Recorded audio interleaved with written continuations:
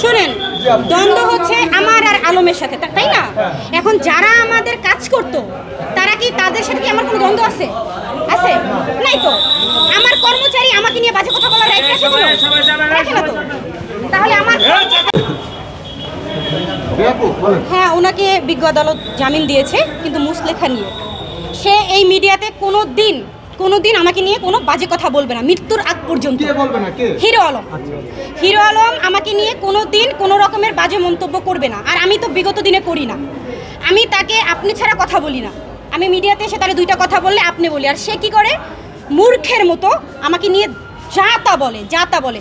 আমি তার ex wife ছিলাম, তো এখন এক্স ওয়াইফকে নিয়ে কি সে বলতে পারে সে কলগাল, আমি দেহ ব্যবসা করি, এগুলো কথা কি সে বলতে পারে? তাহলে তুমি 4 বছর কিভাবে সংসার করলো আমার সাথে, তুমি যে আমাকে এত বাজে কথা বলো? সে বিজ্ঞ আদালতকে মুসলেখা দিয়েছে, সে কোনোদিন আমাকে নিয়ে কোনো বাজে কথা বলবে না। আর আশেপাশে যে তার চামচাগুলো রয়েছে সেগুলোর বিরুদ্ধে আমি আইনগত ব্যবস্থা নিব, তারাও যেন আমাকে নিয়ে কোনো বাজে কথা না বলে। কারণ হিরো আলম আর আমি যখন একসাথে ছিলাম, আমাদের কর্মচারী আমাদের দুজনের টাকাই বেতন দেওয়া হইতো। তাহলে আমার বেতনভুক্ত কর্মচারীরা যখন আমাকে নিয়ে বাজে কথা বলে তখন আমার খুব খারাপ লাগে এটা, তাই না? যেই লোকটাকে আমি বেতন দিয়ে চালাইতাম, যেই লোকটা সংসার আমার বেতনের চলতো, সে যখন আমাকে নিয়ে বাজে কথা বলে তখন আমার খুব খারাপ লাগে। তাই তার আশেপাশে যে চামচাগুলো আছে তারা যদি আমাকে নিয়ে বাজে কথা বলে তাদের বিরুদ্ধেও আমি আইনগত ব্যবস্থা নেব। আসামি আছে, তাদের বিষয় কি আপনি ভাবছেন কিনা গ্রেফতারের বিষয় নিয়ে? এটা আদালত বুঝবে। তারা যদি এসে আদালত থেকে জামিন নিতে পারে নিবে, আর যদি আদালত মনে করে তাদেরকে শাস্তি দেওয়া উচিত শাস্তি দিবে। আদালত কি বললো আর আপনি কি বলছিলেন, আর হিরো আলম কি বললো আদালতে? আদালতকে আমি একটা কথাই বলেছি, হিরো আলম আমাকে নিয়ে যেভাবে সাইবার বুলিং করছে, এতে আমার আত্মহত্যা করা ছাড়া উপায় নেই। কারণ একটা মেয়ের যখন সম্মান না থাকে তখন সে বেঁচে কি করবে বলেন?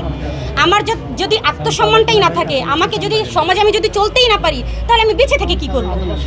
সে যেভাবে আমাকে নিয়ে সাইবার বুলিং করছে, আমার আত্মহত্যা করা ছাড়া কোনো উপায় নেই। আমি আদালতকে জানিয়েছি, আদালত সন্তুষ্ট মনে করে তাকে জামিন দিয়েছে, আর তার কাছ থেকে মুসলেখা নিয়েছে আমাকে নিয়ে কখনোই সে সাইবার বুলিং করবে না। আমার চোখে পানি এসেছে এই কারণে, যার সংসার 4 বছর করেছি সে এখন একটা পর্যায়ে এসে বলে আমি নাকি কলগাল।